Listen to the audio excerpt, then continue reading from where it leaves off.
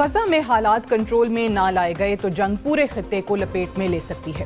ابھی تک مغربی ممالک غزہ پر حملوں کی شدت اور پیدا ہونے والے اثرات کا اندازہ کرنے میں مکمل ناکام نظر آ رہے ہیں۔ حماس کو ایک دشمن کی حیثیت سے دیکھا جا رہا ہے، مگر مسئلہ حماس کے خاتمے کا نہیں، بلکہ اس وقت سب سے بڑا مسئلہ غزہ میں موجود 2.3 ملین افراد کی اسرائیل کے ہاتھوں کلیکٹیو پنشمنٹ کا ہے۔ اسرائیل کے ہاتھوں کلیکٹیو پنشمنٹ مہذب دنیا میں کسی بھی صورت قابل قبول نہیں۔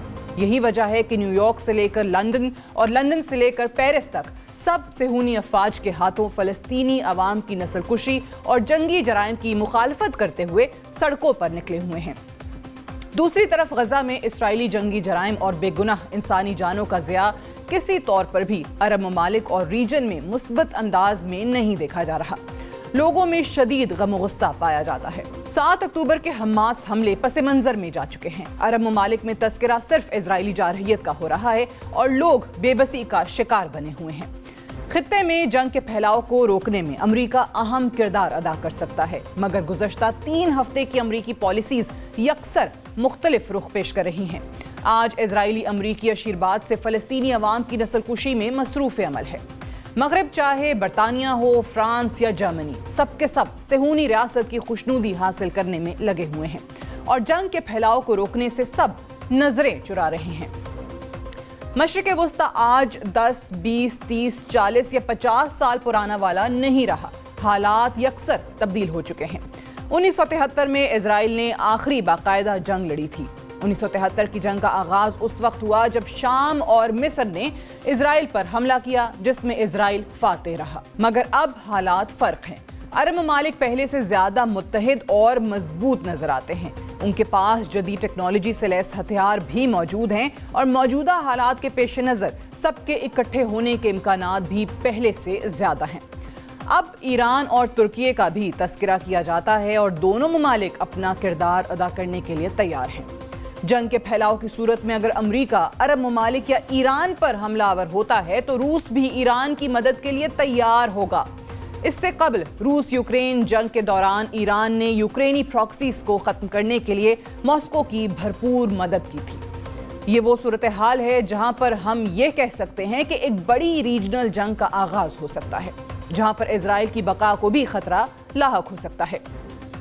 امریکی دفاعی تجزیہ کار سابق کرنل ریٹائرڈ ڈگلس میکگریگر، جو کہ سابق سیکریٹری ڈیفنس کے ایڈوائزر بھی رہ چکے ہیں، انہوں نے آج سے 3 روز قبل ایک انٹرویو میں 2 ٹوک موقف اختیار کرتے ہوئے کہا تھا کہ اگر خطے میں جنگ پھیل گئی تو اسرائیل کے خاتمے کا سبب بن سکتی ہے۔ My fear is if this regional war unfolds, there may be no Israel at the end of it۔ اس انٹرویو سے قبل کرنل ڈگلس اپنے ایک آرٹیکل میں یہ بھی کہہ چکے ہیں کہ اگر جنگ کے پھیلاؤ کو نہ روکا گیا تو اسرائیل اگلا یوکرین بھی بن سکتا ہے۔ ہمیں حزب اللہ کو نہیں بھولنا چاہیے۔ حزب اللہ واضح کر چکی ہے کہ اگر اسرائیلی فوج نے غزہ میں زمینی آپریشن شروع کیا تو ان کی طرف سے شدید رد عمل آئے گا۔ حزب اللہ کو صرف ایران کی مدد نہیں بلکہ حزب اللہ کے فائٹرز کی کل تعداد 1 لاکھ سے لے کر 1.5 لاکھ تک ہے، جبکہ ان کے پاس 1.5 لاکھ کے قریب میسائلز بھی ہیں، جن میں سے 40,000 سے زائد بہترین ٹیکنالوجی کے میسائلز ہیں جو کہ آدھے سے زائد اسرائیل کو تباہ کرنے کی صلاحیت رکھتے ہیں۔ کرنل ڈگلس نے خطے کی صورتحال کا ایک تشویشناک نقشہ ہمارے سامنے رکھا۔ ایران، ترکیے اور اردن کے کنگ عبداللہ بھی اسرائیلی افواج کے غزہ پر زمین آپریشن اور اس سے ہونے والے جانی نقصان پر انتباہ جاری کر چکے ہیں۔ کائرو، مصر میں کنگ عبداللہ نے تقریر کرتے ہوئے واضح کیا تھا کہ کلیکٹیو پنشمنٹ کسی صورت قابل قبول نہیں ہوگی۔ اس ایڈیٹوریل کو ہم اس نقطے پر کنکلوڈ کرتے ہوئے یہ واضح کرتے ہیں کہ اگر صہیونی ریاست نے مزید آگے بڑھنے کی کوشش کی تو ریجنل کانفلکٹ میں ایران، ترکیے اور اردن شامل ہو سکتے ہیں۔ اسرائیل کو اگر آج نہ روکا گیا تو دنیا نہ چاہتے ہوئے بھی تیسری عالمی جنگ کی طرف دھکیل دی جائے گی۔ ہر وقت باخبر رہنا وقت کا تقاضا ہے، بر وقت باخبر رکھنا ہمارا فریضہ ہے۔ ابھی سنو نیوز کے یوٹیوب چینل کو کریں سبسکرائب، بیل آئیکن پہ کریں کلک اور ملکی اور غیر ملکی خبروں سے رہیں باخبر، یقین کے ساتھ۔